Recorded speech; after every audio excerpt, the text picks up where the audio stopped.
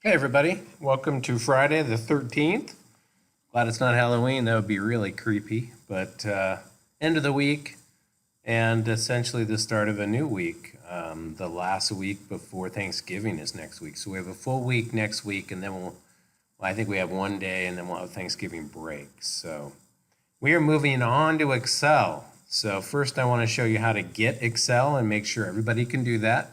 I put some resources on the home page. I don't have any earbuds today, so if I'm yelling, I apologize for that, but I'm trying to project so you can hear me. So I know it's kind of echoey in here. I'm in the classroom. So we're just going to start slow with Excel, kind of learn how it works as if you've never had it. So if you've had Excel, you might want to go straight to the lab and get to it.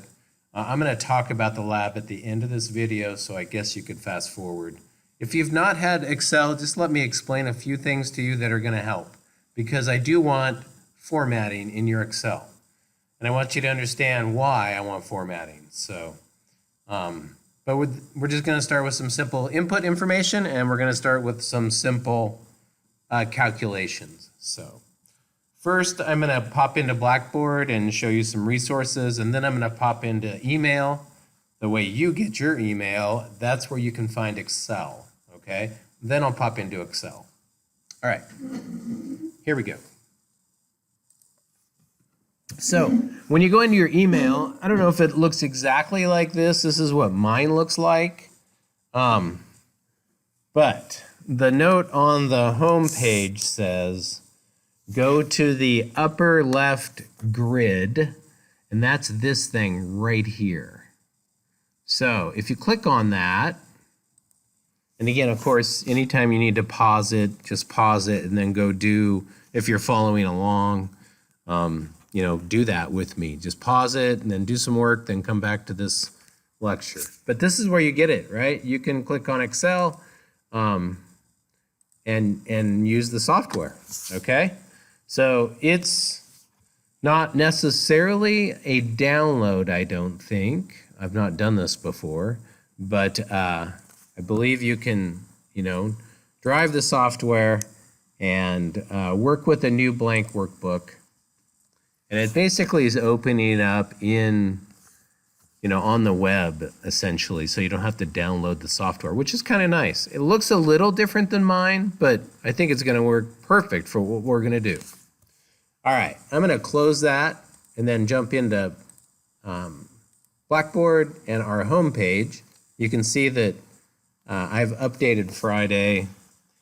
Lecture on Excel, that's what you're watching now. Quiz will be over the weekend, Saturday and Sunday availability, and then Excel Lab 1 will be over this weekend, okay? And here's where I kind of gave you some helpful information. How to get Excel is this first little paragraph, which I just showed you. And then if you need help, there's resources. There's a computer tutorial here at the college. There's some phone numbers. Of course, there's me. I want to help. I'm your instructor. So if you need help with Excel, I'd be your first approach. But if you want help from someone else at the college, there's some resources there. Okay? All right, let's talk about Excel in its most basic form. I think I opened up a spreadsheet. I did. So these are actually called workbooks because you can have multiple sheets. So here you can see it says sheet 1 down here. This is sheet 1. You can add sheets, and if you click on it, plus you'll get sheet 2. Okay? Notice that it names it book 1 as you come into Excel. That is not the name you want. So right away, you should go into a file naming strategy, and I'm going to give that strategy to you. I'm going to place this on my desktop, which is where I place everything when I'm working, and then I move them off of the desktop into folders. That's just how I do it. You can do it however you want. This should be called, your last name should be first, and then lab 2. A lot of times I put the date in, 11.13, and that's so when I look at files from the past, I know when that critter was made. You can look at dates, but sometimes dates get updated and changed by the software. So I actually put it in the title. But you should have your last name here and then log 2. All right. So that is reflected up here right away. All right, Excel is broken into columns and rows. The columns are the alphabet, and the rows are numbers. Now, if I want to know the address or location of a cell, I can just click on it and it'll show it to me right here, G11. Okay, so there's different layouts. You can do like a page layout showing margins if you want. You know, narrow, I'll do narrow here. You can do all different kinds of layouts. You can zoom in and out, that's down here. Minus, minus, minus. Gets really hard to look at, but it does show you the page breaks then, right? Plus, plus, plus, plus, plus. And you can make those page breaks show up. All kinds of view settings here in page layout that you can work with. Okay, so here's page breaks, insert page breaks, and then you can see where those page breaks are at. All right, so I'm going to remove them. I just usually work, I hardly ever work in A1. I just give myself some space. Here you can see a page break showing up here. Little dotted line, kind of hard to see. But again, when you go to print and preview, or if you just back up zoom-wise, you'll see if your information is getting on the page break. It's kind of important to see, okay? Why that page break is right there, I'm not sure. So I'm going to remove page breaks. All right, and zoom back in. All right. Text input. If you just want to put text in, you can just type, this is text. You cannot do anything with text as far as adding, subtracting, or any mathematical quantities. Oh, bad typing. But that was on purpose so I can show you how to edit a cell. You click on that cell and then you click up here to edit it. THIS. Enter. This is called the formula bar, but it's also the location where information in the cell is going to show up. Now, if you type a lot, it will just bleed over the next cell. The next cell is empty. So when I click on this cell, it's empty. All of this information is in B3, which is fine as long as nothing gets put into C3. If something goes into C3, like a number, then it actually takes away the visibility of what's in cell B3 here. All that information is still there. It's just you can't have it, bleeding off into a cell with information in it. So I'm going to delete this and it'll show back up. So you organize your text separately from your numbers. Numbers need to be in their own cell. If I was going to say the box is, and then I want to say 20 foot, then I need that in a different cell. 20, and I would not put the foot symbol in.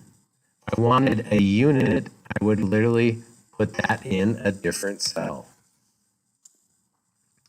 So if I want this to look good, then I can slide these columns together and it would look something like that, right? The box is 20 foot. I can use the 20 for some calculations. If I put in by 60 foot, notice how I'm separating everything.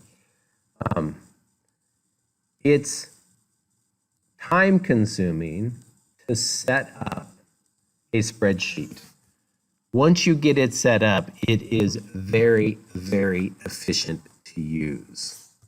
So then I could write something like the area of the box equals, and then I could put the solution here. So I could now build an equation that uses that and that to give me the solution. And then I can copy those and change values, and it'll do it instantly. This is the power of Excel.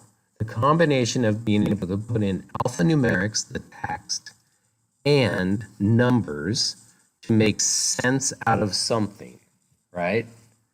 So, how do you put in a simple equation? You can think about doing it like your calculator, or you can go to formulas and get really fancy with all kinds of functions and all kinds of crazy stuff.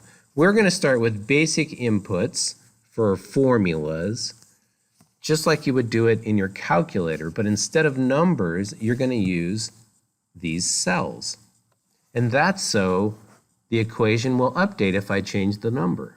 So the way you put an equation is not by typing text.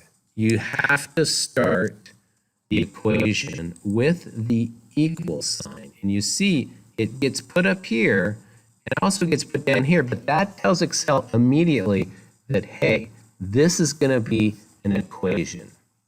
Now, what I want to do is I want to take the 20 times the 60, because this says the box is 20 foot by 60 foot, right?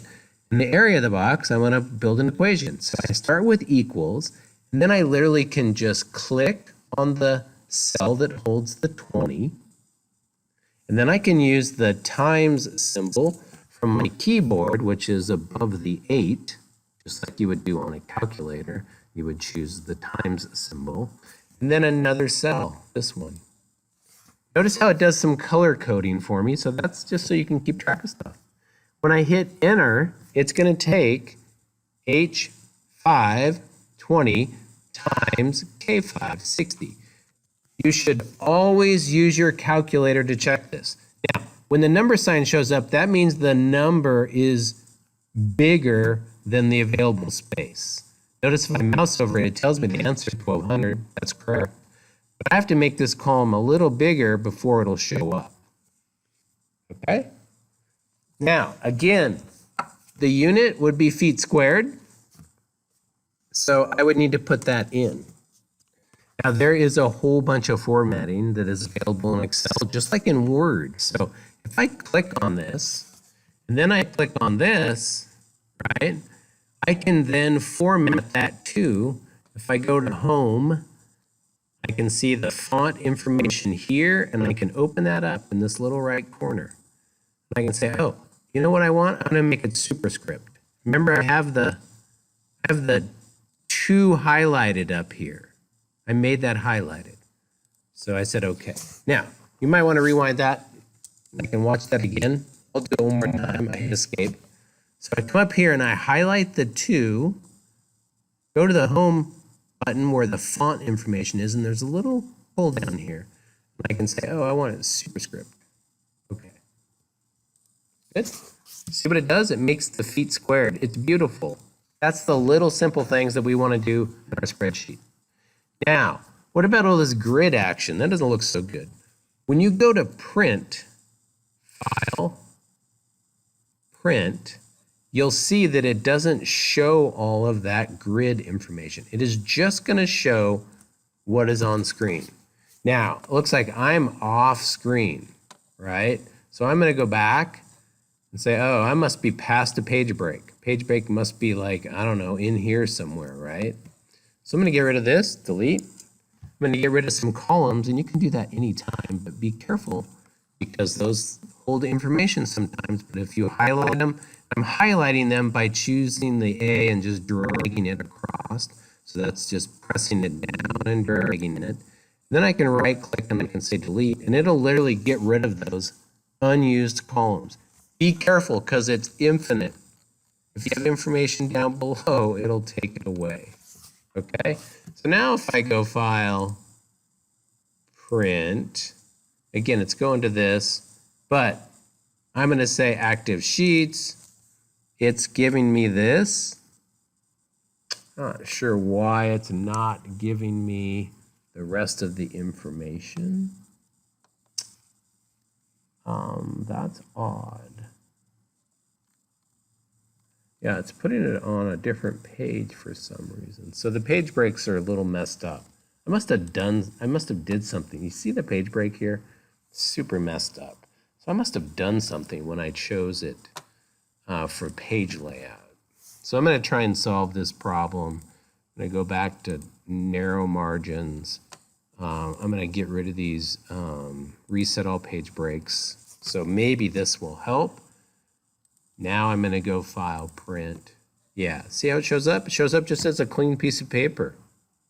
No problem. If I wanted to move it over, I could add or insert a column, and it just scoots it over.